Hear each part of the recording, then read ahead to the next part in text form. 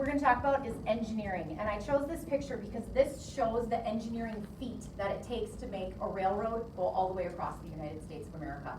If you think about the terrain in America and what these engineers had to deal with to be able to get this built, this to me kind of symbolizes how hard this was, especially because you can see on top the people and the locomotive and just how big this was. And this was just one area in the United States that they had to build a bridge over.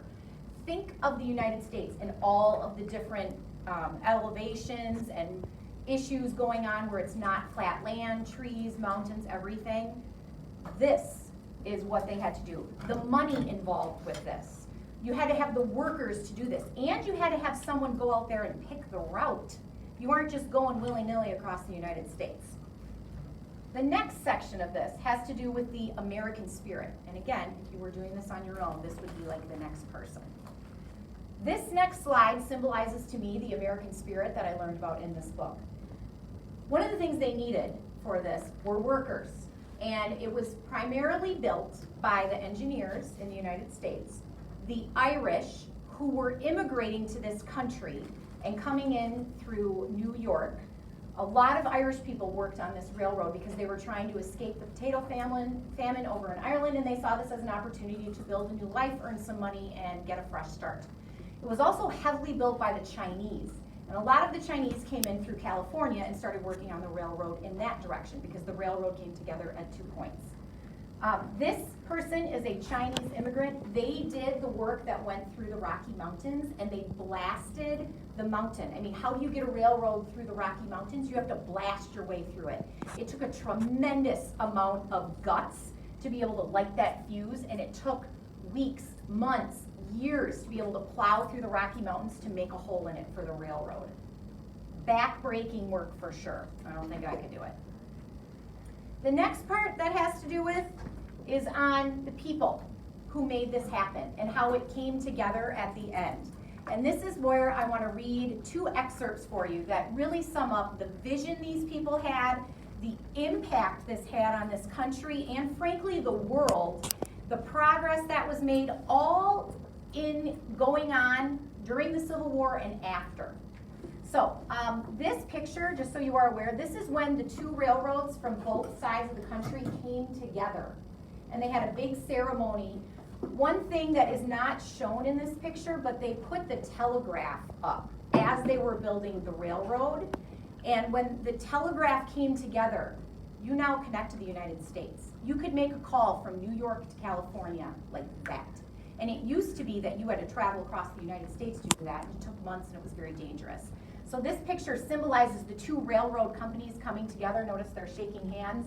They drove a golden spike into the ground here, and I just think it's remarkable they were able to do this. So the section I want to read to you, and this would be the part if you wanted to share a book section that was significant to you, where someone would read directly from the book and then explain why they picked it. All right. I am reading to you from Nothing Like That in the World, Stephen Ambrose. In the 21st century, everything seems to be in constant flux, and change is so constant as it is to be taken for granted. This leads to a popular question. What generation lived through the greatest change? The ones who lived through the coming of the automobile and the airplane and the beginning of modern medicine, or those who were around for the invention and the first use of the atomic bomb and the jet airplane, or the computer, or the internet and email? For me, it is the Americans who lived through the second half of the 19th century. They saw slavery abolished and electricity put to use, and the development of the telephone and the completion of the telegraph, and most of all, the railroad. The locomotive was the first great triumph over time and space, and it came and after it crossed the continent of North America, nothing could ever again be the same. It brought about the greatest change in the shortest period of time in history ever. Only in America was there enough space to utilize the locomotive fully, and only here did the government own enough unused land or possess enough credit to induce capitalists to actually build the Transcontinental Railroad. Only in America was there enough labor or enough energy and enough imagination. We are the youngest of peoples, proclaimed the New York Herald newspaper, but we are teaching the world how much and how to march forward. I love this part of the book because I think it shows how much the United States changed in just that very short period of time, and how only the American spirit could have gotten us to that point.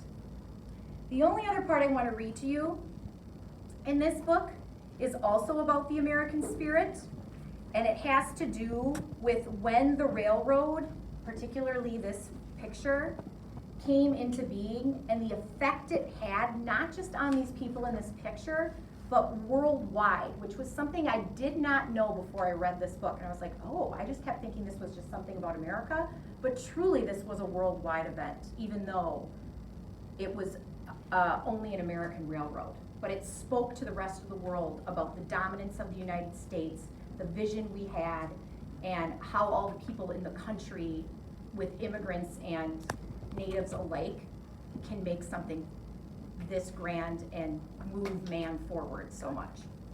So, before the Mexican War, during the gold rush that started in 1848 through the 1850s and until after the Civil War ended in 1865, it took a person months and might cost more than $1,000 to go from New York to San Francisco. But less than a week after the pounding of the Golden Spike, a man or a woman could go from New York to San Francisco in just 7 days. That included stops so fast, they used to say, that you don't even have time to take a bath. And the cost to go from New York to San Francisco, as listed in the summer of 1869, was only $150 for first class, $70 for immigrant class. By June 1870, less than a year later, that was down to $136 for first class, $110 for second class, and $65 for third. First class meant a Pullman sleeping car and immigrants sat on a bench. Freight rates by train were incredibly less than it would cost for an oxen or a horse-drawn wagon or a sailboat or a steamer, as they used to use. Mail that once cost dollars per ounce and took forever now only costs pennies and got from Chicago to California in just a few days. The telegraph, meanwhile, could move ideas, thoughts, statistics, and words or numbers that could be put on paper from one place to another, from Europe to England or New York to San Francisco or anywhere else that had a telegraph station, and it could all be done instantly. I picked this because I feel like it really showed the progress made and how influential this Transcontinental Railroad was. And if you would like to further read about this, which I strongly suggest, it's really, truly inspiring, I suggest you read Nothing Like It in the World by Stephen Ambrose.